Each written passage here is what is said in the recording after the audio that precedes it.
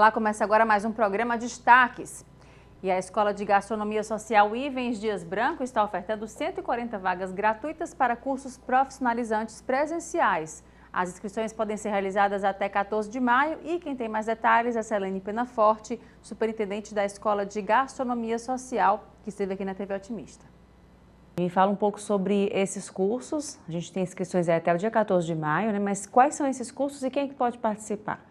Então, o curso é destinado para qualquer pessoa que tem interesse na área da gastronomia, não é? Para pessoas que já trabalham na área, ou para quem quer iniciar, preferencialmente jovens, né, que querem uma oportunidade de trabalho. Então, são cursos da área de confeitaria, panificação e cozinha básica, né? Lá você vai ter a oportunidade de passar 4 meses na escola, aprendendo tudo na área que você escolher. E, além disso, esses cursos eles abrem uma boa possibilidade de inserção no mercado ou ainda de empreender, né? Aquele que tem mais tino para o empreendedorismo, ele pode montar o seu próprio negócio.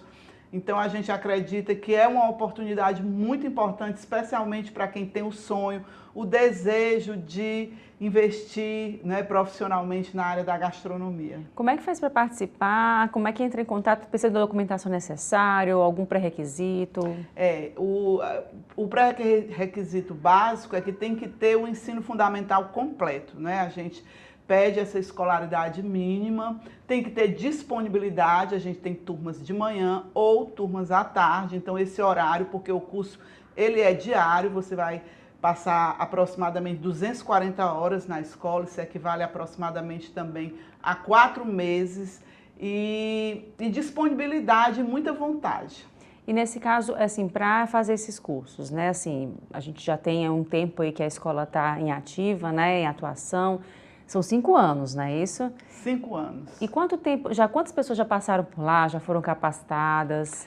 A escola a escola já capacitou aproximadamente 20 mil pessoas, 20 mil matrículas. Não só nas áreas de confeitaria, panificação, cozinha básica, mas também um dos grandes objetivos da escola é trabalhar com o fortalecimento da cultura alimentar do Ceará, né? Da nossa identidade, daquilo que a gente vive em relação à cadeia produtiva do alimento, né? De onde é que ele vem, onde é que ele começa todo esse processo, olhando para o campo, para a agroecologia, né? Para as pessoas que estão ali fazendo todo um trabalho que permite as pessoas comerem, né, durante o dia. Então, a cultura alimentar ela é a base do nosso trabalho, é um conceito que atravessa o nosso currículo e a gente tem a intenção de que cada vez mais o cearense valorize aquilo que ele produz, aquilo que ele faz, que olhe e entenda um pouco por que você está comendo um baião de 2 e não uma outra receita que não fala da gente, né? E aí, nesse caso, Selene, assim, como é que foi pensado essa escola, para quem ainda não conhece, né? Como é que foi pensado esse espaço, esse equipamento, né? E como é que representa isso para o Estado do Ceará? O que isso representa? A importância para a gastronomia e também para o Estado do Ceará como um todo? Eu acho que a grande inovação da nossa escola, primeiro, é porque ela é um equipamento da Secretaria de Cultura, né? Acho que é um pioneirismo, é a primeira política pública no Brasil que trabalha com o desenvolvimento da cultura alimentar e também com o conceito de gastronomia social, que é exatamente entender que o alimento ele tem o poder de transformar a vida das pessoas. Então, a gente é gerido pela Secretaria de Cultura em parceria com o Instituto Dragão do Mar, que é uma organização social habilitada para fazer gestão pública. Todos os nossos cursos são gratuitos, né? A gente tem, a escola ela é mantida pelo governo do estado do Ceará e vem sendo reconhecida, inclusive nacionalmente, como uma importante política pública para jovens, para as pessoas vinculadas à área da gastronomia, mas também da agricultura familiar, da agroecologia. Nós temos na escola uma horta de plantas comestíveis não convencionais, as punks, né, que ajudam também a gente criar uma cultura de valorização daquilo que a gente às vezes não valoriza, não conhece.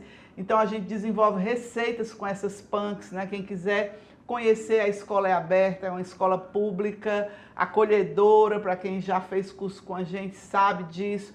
Então a gente convida a quem tem interesse que se inscreva, né? Procure maiores informações nas nossas redes sociais, que com certeza será uma oportunidade imperdível. Pois é, Sara, e aí pegando esse gancho na tua fala, quem quiser saber mais informações, quem quiser até marcar uma visita ou também participar de um dos cursos, como é que faz para encontrar vocês nas redes sociais e na internet, no caso?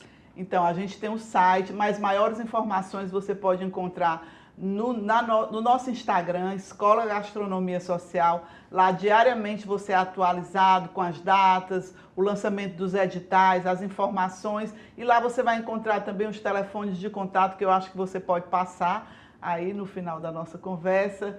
E ela fica ali no Mucuripe, né, assim, com a vista lindíssima para o mar. Só ir lá para ver o pôr do sol já vale a pena.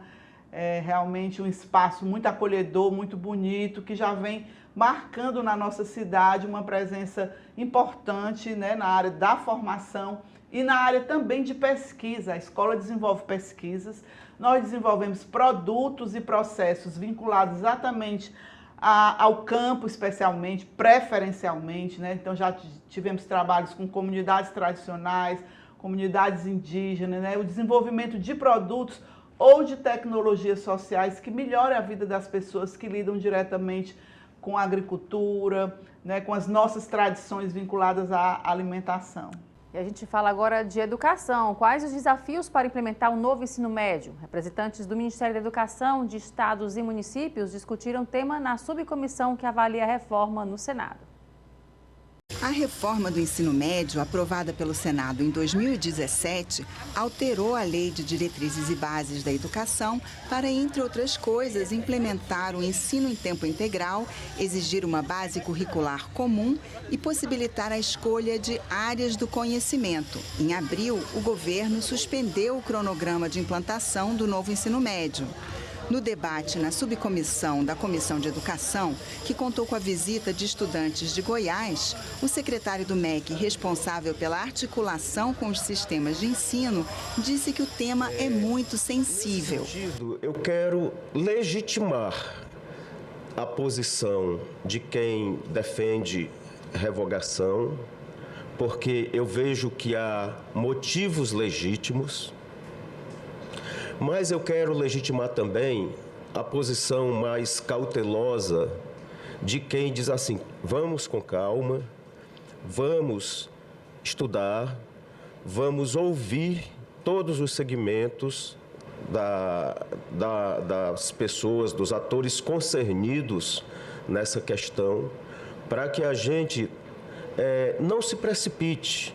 Ele destacou que o MEC quer ouvir a sociedade e especialistas através de estratégias que incluem um sistema aberto ao público. Já está disponível no site do MEC, na plataforma do governo federal, uma plataforma de consultas chamada Participa Mais Brasil, já está disponível um questionário, uma consulta para quem quiser se manifestar sobre o tema. O diretor de Políticas e Diretrizes da Educação Básica lembrou que desde a promulgação da LDB em 1996, o ensino médio foi reformado 4 vezes, mas as reformas se concentraram no currículo e deixaram de lado outras dimensões importantes. Eu estou querendo dizer aqui que uma reforma curricular não basta. Uma reforma curricular não resolve os gigantescos problemas do ensino médio, porque ele tem problemas no campo da infraestrutura física e pedagógica das escolas, no campo da formação de professores e gestores, no campo dos insumos pedagógicos que estão disponíveis ou não para os estudantes, na sua relação com a formação profissional. O presidente do INEP considerou que as escolhas no ensino médio não devem limitar o futuro do estudante. Não faz sentido você solicitar ao jovem que aos 15 anos decida qual é o curso. Qualquer exame do ensino médio tem que ter por referência o que o jovem fez no ensino médio, não o que ele quer fazer dali para frente. Então, se há flexibilidade, a flexibilidade é um tema interessante, que ela não seja impeditiva de ir para qualquer lugar que o jovem queira. Representando o Conselho Nacional de Secretários de Educação, a secretária do Rio Grande do Norte elogiou a possibilidade de debater o modelo de ensino médio e reforçou a necessidade de investimentos. Nós não podemos repetir o erro de apresentar uma nova proposta ou reestruturar a proposta em vigor, seja qual for o caminho que nós vamos trilhar, sem a gente pensar em investimento. Não há como a gente pensar nisso sem um forte investimento do governo federal. Independente do resultado a que se chegue, senadora Tereza, esse movimento, né, ele cumpriu um papel muito importante. Tem cumprido e eu acho que continuará a cumprir, que é levar toda a sociedade, não só a comunidade escolar, a comunidade acadêmica, mas tem possibilitado a sociedade a discutir o ensino médio. Cada vez que a gente ouve, né, João, a gente vê que é possível construir consensos. E o Senado pode votar a proposta que prevê a equiparação salarial entre homens e mulheres. O texto, que já foi aprovado na Câmara dos Deputados, determina que empresas com mais de 100 empregados publiquem a cada 6 meses relatórios de transparência salarial. As mulheres representam mais da metade da população brasileira. 20% em média têm diploma. Número maior do que a quantidade de homens com ensino superior, cerca de 15%. Mesmo assim, elas ainda ocupam menos cargos de chefia e recebem, em média, 77,7% dos rendimentos dos homens na mesma função. Um projeto já aprovado na Câmara dos Deputados quer mudar essa realidade, garantindo a igualdade salarial e remuneratória entre mulheres e homens na realização de trabalho de igual valor ou no exercício da mesma função.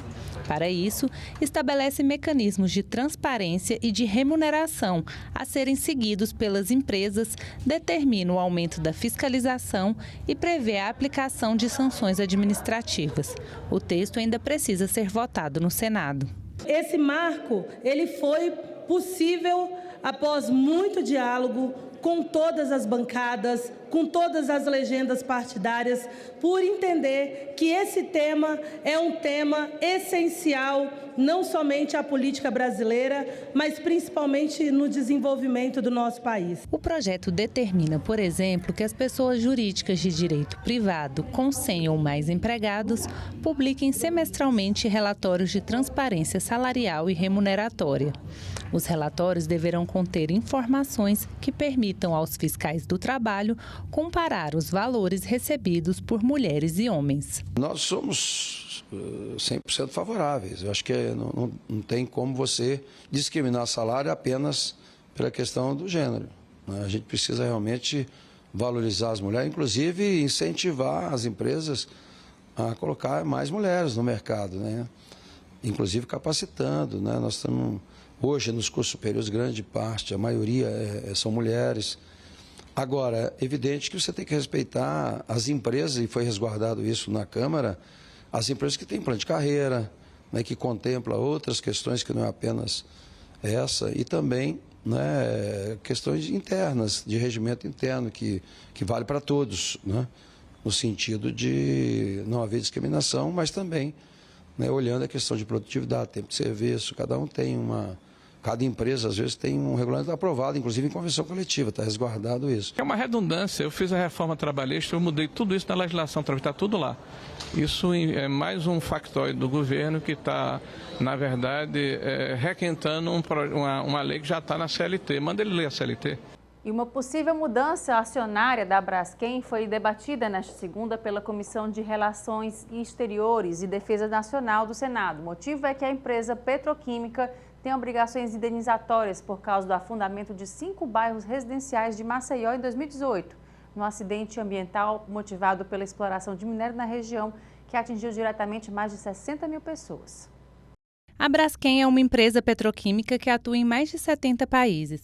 Em 2018, enfrentou problemas ambientais relacionados ao afundamento do solo em bairros da cidade de Maceió, capital do estado de Alagoas, onde a empresa tem uma de suas unidades produtivas. As investigações indicaram que a causa do problema era a exploração de salgema, um mineral usado na produção de PVC, que enfraqueceu o solo da região. Como resultado, a Braskem foi obrigada a pagar indenização por danos socioambientais e danos morais coletivos. A possível venda da empresa fez com que o presidente da Comissão de Relações Exteriores pedisse uma audiência pública sobre o tema. O caso ganha gravidade e magnitude em razão das negociações, algumas subrepetícias, para transferência total ou parcial das ações da empresa. Tratativas públicas ou escamoteadas não irão prosperar até que os prejuízos causados sejam honrados pela Braskem, pelos sócios atuais ou pelos sócios futuros. A mudança acionária pode representar na prática um calote para aqueles que possuem verdadeiramente valores a receber.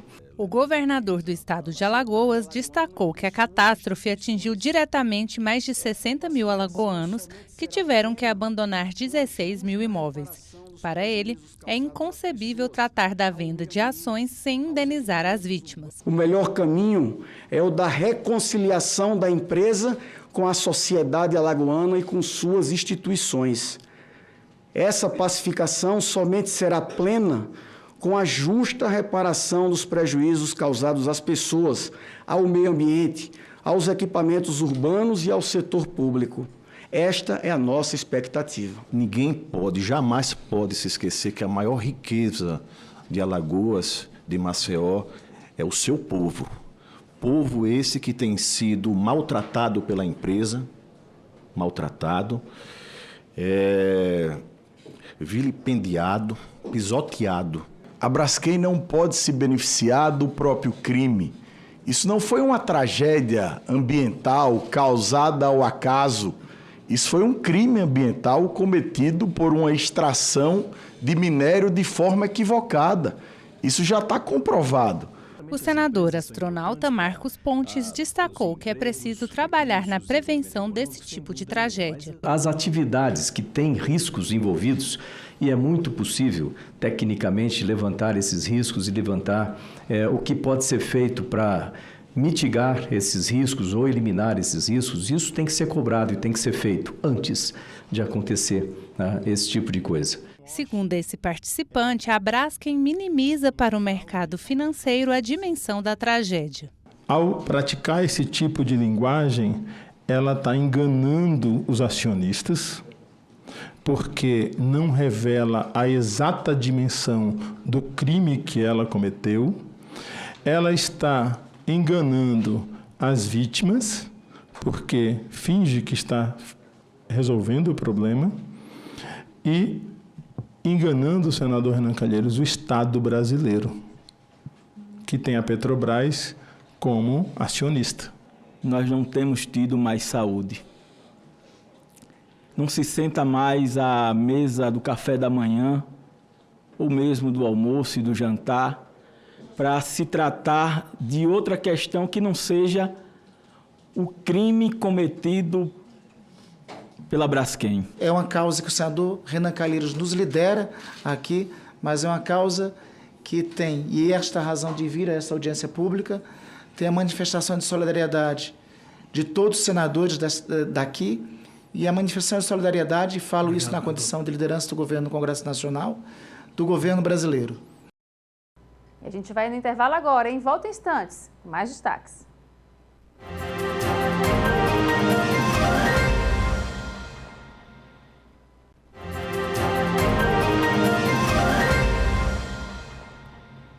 Estamos de volta e o Fórum Econômico Mundial de Davos apresentou um estudo sobre as profissões do futuro e como as empresas devem se preparar para a nova gestão. Eduardo Gomes de Matos, que é consultor empresarial, esteve aqui na TV Otimista e comentou sobre esse estudo. Acompanhe. Eduardo, obrigada pela sua presença aqui no Destaques, para falar um pouco para a gente desse momento que a gente está vivendo, que é de mudanças, né? A gente tem aí um momento novo, as profissões também vão modificar, né? Tem esse estudo relacionado a isso, explica um pouco para a gente. Oi, Elaine, prazer estar aqui com você. Nós estamos vivendo uma transição de mundo constante, né? As pessoas consideravam que nós vivíamos uma era de mudanças. Na realidade, nós estamos vivendo uma mudança de era. Isso tem impactado o mundo do trabalho fortemente. Então, essa semana apareceu, né, foi destaque na imprensa mundial, o relatório do Fórum Econômico Mundial, onde se pesquisou em mais de 45 países, incluindo o Brasil, mais de 800 organizações no mundo inteiro, envolvendo mais de 11 milhões de pessoas, e além de pesquisa nas redes sociais, na internet, ou seja, o Fórum Econômico Mundial busca todas essas fontes para compreender uma série de coisas, as tendências que irão impactar as nossas vidas no futuro. E o mundo do trabalho ele é importantíssimo, porque o trabalho ele serve para nós satisfazermos as nossas necessidades físicas, sociais, econômicas, psicológicas, de autorrealização. Então, esse estudo do mundo do trabalho realmente vem contribuir muito para a gente entender esse momento que a gente está vivendo. E nesse estudo, assim, quais são as principais profissões que precisam de modificação, o que foi apresentado e quais essas profissões que a gente tem que estar de olho, assim, para essas mudanças? O relatório traz 3 dados importantes. No cenário macroeconômico, tem 3 grandes mudanças que estão impactando e irão impactar o mundo do trabalho nos próximos 3 anos. Um é a tecnologia. A tecnologia ela veio realmente uma velocidade muito maior do que era antes e tem impactado fortemente como as pessoas trabalham, como elas se relacionam, como elas compram, como elas vendem, ou seja, todos os aspectos da nossa vida. E no mundo do trabalho não é diferente, né? Então hoje, só para você ter uma ideia, uma das profissões mais requeridas nos últimos anos e a tendência de ser requerida nos próximos 5 anos, através de dados do LinkedIn, é o Talent Acquisition, ou seja, aquela pessoa que tem a habilidade de trazer talentos para a organização. Então a tecnologia é esse primeiro ponto que está mudando completamente o mundo do trabalho. O segundo ponto que muda completamente também é o ESG. O ESG, essa preocupação ambiental, social, que a gente tem, né, de governança, isso tem mudado as organizações e tem mudado também o mundo do trabalho. Então vão surgir muitas oportunidades no ESG. E o terceiro grande ponto é um cenário macroeconômico que também preocupa, que é a questão do baixo crescimento dos próximos anos a nível mundial. Então as economias mundiais elas não têm a tendência de crescer muito nos próximos anos. E acoplado a isso vem uma elevação da inflação mundial. Então a inflação mundial hoje ela pesa realmente. Então nós não temos grandes perspectivas de crescimento nesse mundo, que afeta justamente essa oferta de emprego, de trabalho para as pessoas. E a gente tem aí, nesse caso, nessas janelas que se abrem de oportunidades também, momentos que as pessoas podem se capacitar, né, procurar saber mais. Então, esse é um momento ideal para as pessoas estarem também se reciclando, é isso? Isso. De 75 milhões, segundo o relatório é bem denso, o relatório tem quase 300 páginas, com muitas informações.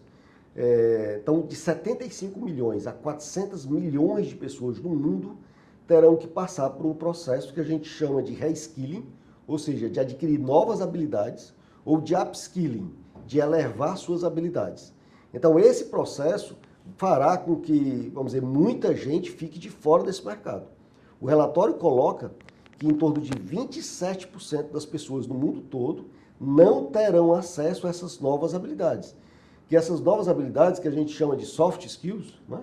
Mas que na realidade talvez não sejam soft skills, sejam pesadas para as pessoas adquirirem, porque são habilidades comportamentais. E o comportamento às vezes é muito mais difícil você mudar do que uma habilidade técnica. Então as pessoas terão que ter uma adaptabilidade muito grande, criatividade muito grande, né? As pessoas terão que ter um processo de análise crítica, de pensamento crítico, de resolução de problemas. Então todos esses são os aspectos que serão mais valorizados para que as pessoas possam encontrar trabalho nesse novo mundo do trabalho que a gente chama. No caso, você falando sobre isso, né, a gente remete muito à questão de que hoje a informação é tudo mais fácil, né? E as pessoas meio que têm uma certa preguiça de procurar, de pesquisar, de ir atrás, né? Porque a informação é mais fácil, né? Você bota, às vezes, uma informação no Google e você já encontra aquilo dali sem uma pesquisa maior, sem uma reflexão, né? Um momento crítico. Então, isso é um ponto importante que vai ser observado, né? É um ponto importante. A gente tem, as pessoas hoje, elas se concentram muito, às vezes, no pop-up learning, que é aquele conhecimento muito raso, muito curto, que é uma tendência, mas que isso não te dá análise crítica e profundidade necessária, às vezes, para você ter como a leitura de livros, como a formação em congressos, como cursos de pós-graduação. Então, efetivamente, você tem que ter uma profundidade nesses aspectos para que você tenha uma probabilidade maior de ter no mundo do trabalho. Então, aquela tendência que o Jeremy Rifkin fez em 1991, ele fez tipo uma profecia, que era o fim dos empregos, quando ele lançou um livro chamado O Fim dos Empregos. Na realidade, isso vem se constatando no mundo. Hoje nós não temos a questão do emprego, nós temos a questão do trabalho. Cada vez mais pessoas terão trabalho e esses trabalhos vêm se modificando por esses fatores que a gente comentou anteriormente. Então, se eu não estiver preparado para essa nova realidade e entender como o meu segmento, como a minha profissão irá ser impactada, porque tem alguns segmentos que estão no olho do furacão, né? Mídia, entretenimento, esportes estão no olho do furacão e precisam desse reskilling muito fortemente. E tem algumas profissões que estão crescendo muito. Então, para nossa surpresa, ou não, né, porque a gente já vê isso no Brasil muito fortemente, o crescimento do setor agrícola é uma das grandes oportunidades no mundo do trabalho no futuro. Bem como profissões que, vamos dizer, a gente conhece que irão ter um crescimento cada vez maior, e profissões que a gente também já sabia, como pessoas que cobradores, pessoas que fazem trabalhos repetitivos, correios. Então, uma série de profissões também que irão desaparecer nesses próximos 5 anos.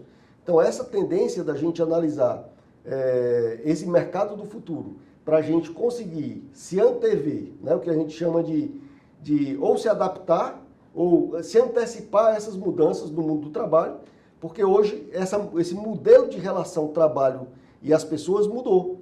Você sabe que hoje, vamos dizer assim, hoje nós temos um problema muito grande dentro das pessoas, que é a questão da doença mental. Então, esse novo mundo, ele tem proporcionado às pessoas, vamos dizer assim, muita ansiedade. E essa ansiedade tem feito com que várias pessoas não estejam com a saúde mental propriamente dito. Tanto assim que nesse relatório mostra que a saúde mental é a terceira preocupação maior hoje dentro das organizações, é a saúde mental. Pois é, aí tem uma série de profissionais que podem atuar também em cima disso, né? De terapeutas, enfim, de profissionais de saúde, né? Até o próprio Recursos Humanos também integrado junto a esses profissionais, né? Um olhar diferenciado para quem faz gestão, né? Isso. O Recursos Humanos tem um papel fundamental nesse processo. A empresa tem um papel fundamental, mas também nós não podemos esquecer que o governo também tem um papel fundamental, porque muitas pessoas não estarão empregadas, não terão acesso a esses processos que as empresas e os recursos humanos com certeza providenciarão de adequação de habilidades para essas pessoas que fazem parte do seu corpo de trabalho, mas o governo tem uma responsabilidade muito grande, porque hoje nós temos um número excessivo de adolescentes que nem trabalham nem estudam. Então, essa população, por exemplo, no Brasil, nós temos que mudar essa realidade para que essas pessoas possam ter condição de acessar o mercado de trabalho. Ela tem que ter condições de acessar esse mercado de trabalho. É os chamados neném, né? E é quem está bancando, né? No caso, daqui para frente, quando se aposentar, enfim, né? Vem uma avalanche, né? No final das contas. Isso aumenta a insegurança social, a pessoa não trabalha, tem que ter um meio de vida, aumenta a criminalidade, tem uma série de consequências sociais que não é boa para país nenhum. Então, nós estivemos participando agora de um congresso lá em São Paulo, para você ter uma ideia, como o mercado de trabalho muda. E esse congresso é especializado em engenharia.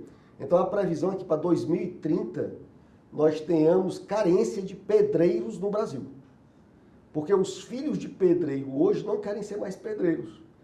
Eu estava no fim de semana na praia e conversando com um pescador que eu sempre compro peixe, conversando sobre trabalho, se os filhos deles já são pescadores com ele. E ele disse, não, eles não querem mais ser pescadores, nenhum quer ser pescador. Então, assim, há uma mudança do mundo do trabalho, que talvez em 2030 nós temos que fazer migrações de pessoas de outros países para que elas possam ser pedreiros aqui no Brasil, que é uma profissão que muitas pessoas hoje já não querem mais ser. Como hoje nós temos nos Estados Unidos e Europa alguns trabalhos que os americanos ou os europeus não querem mais fazer e, através da imigração, as pessoas fazem aqueles trabalhos. É isso, Eduardo. E aí nessa expectativa, né? Perspectiva, assim, são perspectivas novas que a gente pensa que é a longo prazo, mas não, já é bem pertinho, né? Hoje. Tudo muito rápido, né? Isso. São hoje, essa realidade é hoje. A gente está vivendo essa realidade hoje. Já existem várias empresas nossas que não conseguem, por exemplo, na área de tecnologia, é uma carência muito grande, nós não temos profissionais suficientes na área de marketing. Nós temos hoje várias empresas que não conseguem mais repor ou atender aquele processo. E isso é uma preocupação grande para a empresa, porque quando você perde um talento, há um dado, uma estimativa que você perde em torno de 100% do salário anual daquela pessoa. Então, se aquela pessoa ganhou, por exemplo, em um ano ela ganhou 100 mil reais, a empresa perde 200 mil reais porque aquela pessoa foi embora. E isso está acontecendo muito hoje, porque as empresas, efetivamente, elas têm que criar um ambiente em que as pessoas queiram estar lá. Existem algumas organizações, como, por exemplo, programadores, empresas de tecnologia, que se você forçar o modelo de trabalho antigo, que são os 5 dias presenciais, 90% dos programadores vão embora. Tem empresa cliente nossa que tem programador hoje no Rio Grande do Sul, o outro da Bélgica, o outro na Irlanda. Então, assim, e tudo trabalha e tudo funciona. Então, existem alguns modelos que as empresas têm que rever, repensar esse modelo, para que ela possa ter esses talentos. Então, criar esse ambiente onde as pessoas queiram estar ali, né? Porque a gente muda de um processo de liderança, onde tínhamos o comando, a cobrança e o controle, onde hoje a gente tem a cooperação, a confiança, a coragem, que é totalmente diferente dos 3 Cs anteriores. Então, hoje são novos 3 Cs, que é a coragem, a colaboração, justamente forçando com que as pessoas sejam mais protagonistas, fazendo com que as pessoas tenham mais autonomia. Então, esse é o novo mundo do trabalho. Antigamente, quando eu fui fazer, lá no começo da minha carreira, eu fiz um teste de QI, para eu saber se eu era inteligente ou se não era inteligente, né? Depois surgiu a inteligência emocional, através do Goleman, aí, divulgou para o mundo inteiro, que era saber a habilidade das nossas, a emoção, saber tratar com as nossas emoções. E hoje nós temos o que nós chamamos de QAM, que é o coeficiente de automotivação. Então, quão você está motivado pela tua carreira, quão motivado você está pela sua vida, quão motivado você está pelos seus desafios, pelos seus objetivos. Isso é o que vai fazer a diferença. Pessoas de resultados. Então, nós precisamos dessa nova economia, pessoas de resultado, que assumem essa posição de protagonista, que não ficam abaixo da linha e não se vitimizam, mas sim são protagonistas do seu dia a dia. E é isso que as empresas irão precisar e é isso que nós temos que desenvolver dentro das nossas organizações. E você que atua aqui no estado do Ceará tão fortemente, assim, como é que é a sua visão com relação à gestão aqui no estado, né? As empresas elas estão observando essa movimentação, já estão um pouco além disso, ou ainda tem um pouquinho que caminhar? Eu digo que nós temos 2 mundos aí. Nós temos o Ceará sempre foi ponta de lança, né? O empresário cearense sempre ele tem ele é curioso, ele diz que todo lugar do mundo tem um cearense, e é verdade, né? Então, o cearense ele é muito protagonista. Existe um grupo de empresas extremamente protagonistas com relação a isso, com essas mudanças, né? Nós temos aqui um belo ecossistema de startups, de inovação, de busca de inovação, mas, por outro lado, também nós temos muitas pessoas ainda que consideram que isso é o futuro, que isso vai acontecer algum dia, e não estão se preparando e não estão agindo nesse momento para essa nova realidade, quando a gente sabe que é nesse momento que está acontecendo tudo isso.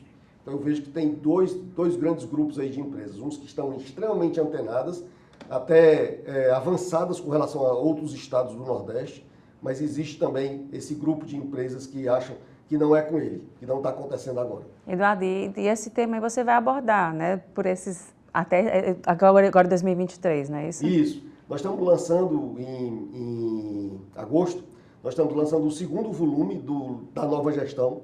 A primeira nova gestão é prepare a sua empresa para a nova economia. E o segundo nova gestão é prepare-se você para a nova economia. Muito focado no trabalho, no futuro e nas escolhas que nós fazemos. Então a gente está trazendo toda essa reflexão para as pessoas, a gente está mostrando essas mudanças do mundo do trabalho que estão acontecendo, que características as pessoas de resultado têm, o que elas devem fazer, qual deve ser o mindset delas, para elas terem sucesso e prosperidade na nova economia. É isso que a gente está trazendo aí no próximo livro a ser lançado. E a gente vai agora para o intervalo, mas volta em instantes com mais destaques.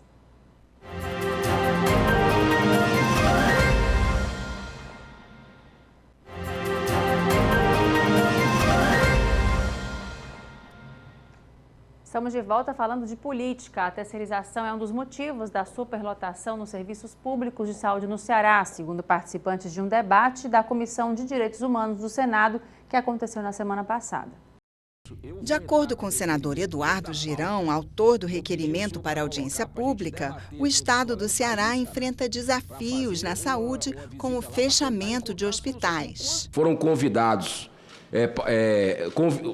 de um lado e de outro, né? Então, eu acredito, senador Paulo Paim, que vai ficar muito claro os caminhos que a gente tem para buscar uma solução, e eu agradeço o senhor para que possa ajudar. A gente viu criança nas macas, as famílias ali sem estrutura, cadeira de plástico e tudo no corredor. Não tem leitos suficientes. Essas crianças elas passam a ser internadas nos corredores. Para o presidente da Comissão de Saúde da OAB do Ceará, a crise aconteceu por causa da terceirização. O grande problema, senador, e aqui desde já eu lhe parabenizo por esse projeto de lei que o senhor diz que irá apresentar, e eu peço a Vossa Excelência que abrace essa causa, senador Paulo Paim, de acabar com a terceirização no Brasil. Apenas 20% hoje, 20% dos servidores das unidades de saúde hoje são servidores públicos estatutários. O resto tem todo tipo de terceirização que o senhor possa imaginar. Existe uma visão do STF já e do TCU, uma visão minha, da organização social não ser uma terceirização como comparada a outras estruturas, como cooperativas e PJs. Porque a terceirização ela envolve lucratividade e ela envolve também um propósito diferente, muitas vezes. A organização social ela não cabe isso a ela tem propósitos similares, propósitos de interesse, de melhora da saúde pública, e é o que acontece com a organização social e não tem fim lucrativo. Segundo a secretária de Saúde do Ceará, vão ser chamados mais profissionais de saúde. É uma necessidade, principalmente no primeiro semestre, o ponto da sazonalidade, que a gente tenha mais pediatra. E agora, em maio, nós iremos chamar mais 600 concursados. Desses 600 concursados, todas as categorias, praticamente multiprofissionais, serão chamados. E até o final do ano serão 2.000 concursados chamados para atuarem no nosso estado. Esta coordenadora lembrou que Fortaleza recebe muitos pacientes de outros municípios. Recentemente, a gente teve acesso a um estudo feito pela Secretaria do Tesouro Nacional, dados do SINCOM, onde Fortaleza ela ocupa o 4º lugar como o município que mais gasta em saúde no Brasil. Ela é a 5ª que mais recebe pacientes de fora e é a 4ª com maior número de atendimentos locais. Então, assim, apesar de que a gente tem falhas, tem desafios, a gente, de fato, produz muito, recebe muito e ainda concentra muito dos atendimentos aqui em Fortaleza, a despeito dos avanços que já tivemos na regionalização. Os senadores se prontificaram para ajudar o Estado. Que essa audiência pública sirva para o encaminhamento de se abrir novamente as emergências que foram fechadas, de se utilizar os hospitais regionais. Se não for resolvido, espero que seja, eu vou fazer um requerimento para que a gente possa não mais fazer aqui. Fazer como a gente tinha programado lá no Ceará. E quem quiser votar contra, se realmente não quiserem que a gente vá para lá, que bote o dedinho aqui e diga que votou contra nominalmente. Isso é democracia, isso é equilíbrio, isso é diálogo, isso aponta caminhos. E a Comissão de Relações Exteriores aprovou o nome de Luiz Fernando Correia para o cargo de diretor-geral da ABIN. A Agência Brasileira de Inteligência fornece informações e análises estratégicas à Presidência da República. Agora a decisão é com o plenário do Senado. Luiz Fernando Correia, delegado aposentado da Polícia Federal, já foi secretário nacional de Segurança Pública do Ministério da Justiça e também trabalhou como diretor de segurança nos Jogos Olímpicos e Paralímpicos de 2016 do Rio de Janeiro. Na opinião do relator da indicação, Correia tem experiência profissional e formação técnica adequada para o exercício do cargo. Uma das perguntas do senador Randolfo Rodrigues ao indicado foi sobre atos de terrorismo antidemocráticos no Brasil. Como a ABIN, a CISBIN, pretende atuar para defender a nossa democracia de ameaças. Nós temos uma área muito bem preparada, né, E nós estamos trabalhando muito atento a isso, acompanhando mundialmente esses movimentos e atentos também qual o papel do Brasil nesses movimentos, nessas atividades ilícitas, seja de terror, de crime organizado ou até mesmo extremismo. Nós temos sim uma capacidade de monitorar isso. Queremos melhorar, por isso que nós estamos pedindo que vamos iniciar com a SECAI um trabalho de melhorar a capacidade e aumentar o controle. Entre os questionamentos de outros senadores, surgiram temas como riscos cibernéticos, identificação de fontes para coletas de dados e segurança alimentar relacionada a acidentes climáticos. A importância da imagem como um dado é relevantíssimo, né? Agora, qualquer dado sem a capacidade de tratamento atrás do balcão, ele se perde, né? Então, nós temos que ter uma capacidade de tratar em tempo, tempestivamente, qualquer dado de qualquer fonte para que ele se torne um conhecimento oportuno para o decisor. Nós saímos de um processo eleitoral, foram elencadas algumas políticas públicas e cabe a um agente de Estado se preparar para dar sustentação para essas políticas públicas.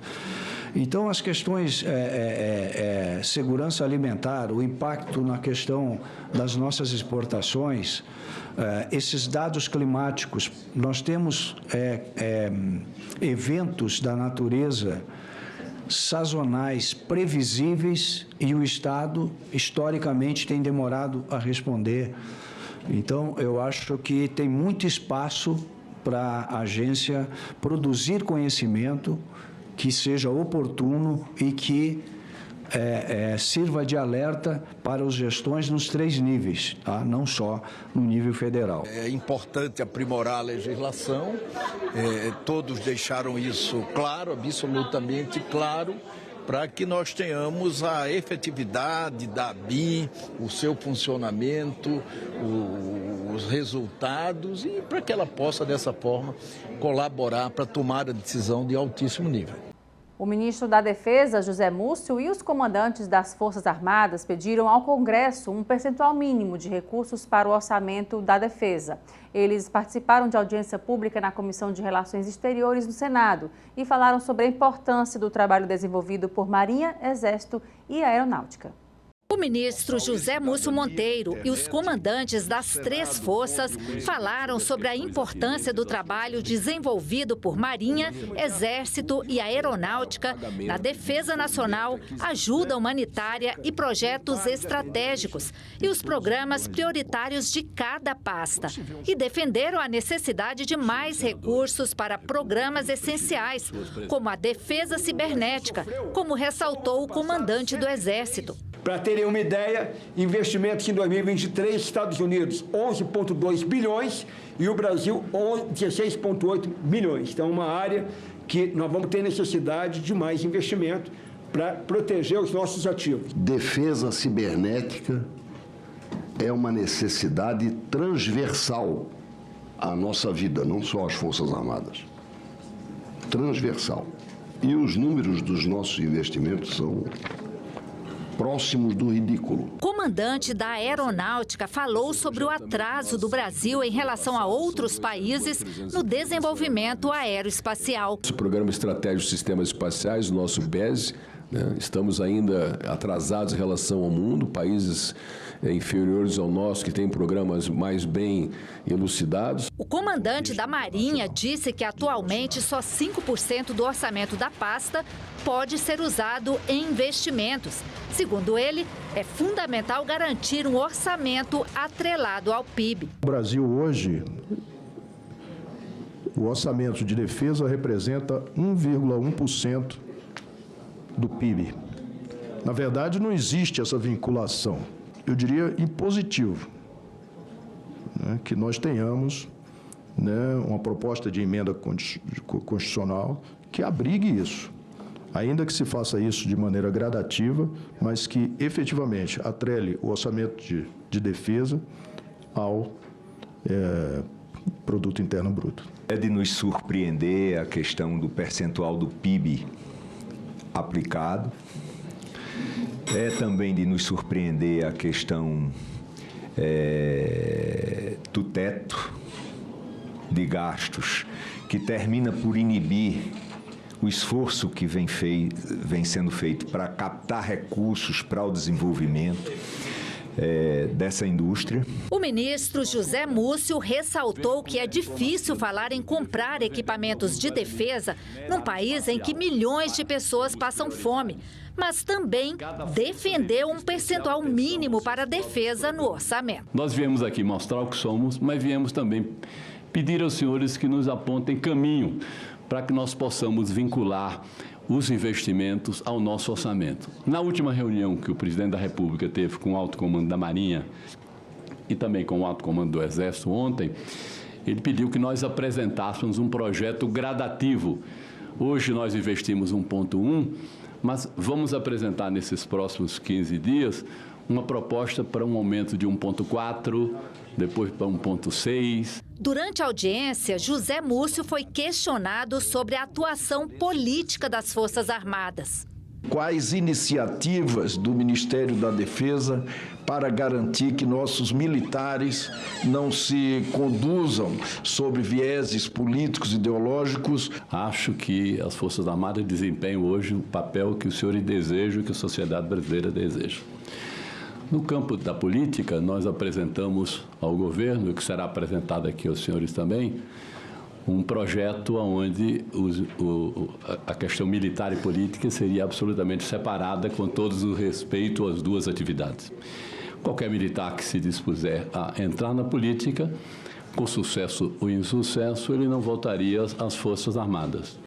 A Comissão de Segurança Pública aprovou a ampliação da coleta do DNA de condenados pela Justiça. Agora vale para qualquer crime doloso. O texto aprovado do senador Sérgio Moro substitui o projeto original da senadora Leila Barros. A coleta de material genético de condenados no momento do ingresso no sistema prisional já era prevista pelo Código Penal brasileiro, mas apenas em algumas situações. O projeto apresentado pela senadora Leila Barros incluía outras 14 possibilidades. Já o substitutivo aprovado pela Comissão de Segurança Pública dispensou a lista de crimes por natureza e ampliou ainda mais os casos de coleta de DNA para todos os condenados por crimes dolosos, que são aqueles praticados intencionalmente. Se nós aprovarmos a lei, nada mais estaremos fazendo que compatibilizar a nossa legislação com a legislação que está na União Europeia, com a legislação que está nos Estados Unidos, com a legislação que está no Reino Unido. E quando a gente vai ver os percentuais de resolução dos crimes, no Reino Unido beira 90%. Aqui nós não chegamos a 40%. O texto do projeto de lei conhecido como PL das Fake News aguarda a apreciação da Câmara dos Deputados, sem data definida desde que teve a votação adiada na última semana. O texto, que prevê obrigações para plataformas digitais, ferramentas de busca e aplicativos de mensagens, já foi aprovado no Senado há 3 anos, mas divide opiniões no Congresso Nacional. O projeto está na Câmara há quase 3 anos, mas as discussões e polêmicas sobre ele chegaram a todas as esferas do Judiciário, Legislativo e Executivo. A proposta de criação da Lei Brasileira de Liberdade, Responsabilidade e Transparência na Internet já é mais conhecida como Projeto de Lei das Fake News. O texto define obrigações para redes sociais, aplicativos de mensagens e ferramentas de busca, como a sinalização e a exclusão de contas e conteúdos considerados criminosos. E cada vez mais divide opiniões. Esse PL não é fake news porra nenhuma, ele é a própria fake news, né? Porque é um PL da censura. Está sendo apelidado de AI-13, né? Como se fosse um ato ditatorial com o número da sigla do PT, que é o número 13. Acho que essa posição tomada pelo Google e outras redes, na verdade, terminaram por fortalecer o projeto que trata do enfrentamento às notícias falsas. Acho que ele adquiriu mais força ainda e acredito que vai ser aprovado. Essa vida virtual precisa ser regulamentada. A responsabilidade não pode ser só na vida real. tem que existir responsabilidade na vida virtual. A falta de consenso entre os deputados fez o projeto ser retirado de pauta na última semana. Enquanto isso, o ministro Alexandre de Moraes, do Supremo Tribunal Federal, determinou que as plataformas digitais removam integralmente todos os anúncios e informações com ataques ao texto. Caso contrário, pagarão R$ 150 mil por hora de descumprimento da decisão por anúncio. O ministro determinou ainda que a Polícia Federal ouça os presidentes do Google, Spotify, Brasil Paralelo e Meta, dona do Facebook, WhatsApp e Instagram. Na decisão, Alexandre de Moraes cita um estudo feito pela Universidade Federal do Rio de Janeiro, que diz: os dados sugerem que o Google vem usando os resultados de busca para influenciar negativamente a percepção dos usuários sobre o projeto de lei. Na página oficial da plataforma foram fixados links com as mensagens: o PL das fake news pode aumentar a confusão sobre o que é verdade ou mentira no Brasil. Ou o PL das fake news pode piorar sua internet. O ministro da Justiça, Flávio Dino, afirmou que vai apurar a possível ocorrência de práticas abusivas pelas plataformas e encaminhou o assunto para a Secretaria Nacional do Consumidor. Uma das empresas citadas, a Meta, afirma em seu site que a versão atual do projeto contém dispositivos que prejudicam a maioria dos brasileiros, com o propósito de atender a alguns poucos interesses econômicos. O relator da proposta na Câmara, deputado Orlando Silva, pediu mais tempo para ajustar o texto, depois de se reunir com líderes partidários. Ele retirou um dos entraves na discussão do projeto, a criação de uma autarquia especial para fiscalizar o cumprimento da lei. Pelo novo relatório, a fiscalização dos provedores será feita por regulamentação própria. Debates, polêmicas, controvérsias, mas esse especialista em comunicação defende a necessidade de regulamentar as plataformas digitais. As redes sociais, naturalmente, elas têm uma série de vantagens, né? Elas facilitam o contato, elas facilitam, potencializam negócios, elas também nos ajudam a obter informações e disseminar informações, mas junto disso vem também efeitos colaterais. Então, esses efeitos colaterais, eles precisam ser regulados. Nós falamos de regulação, na verdade, para proteger direitos, muito diferente de censura. Todos os países democráticos regulam setores que precisam ser regulados. E o Destaques fica por aqui. Obrigada pela sua companhia e até o próximo programa.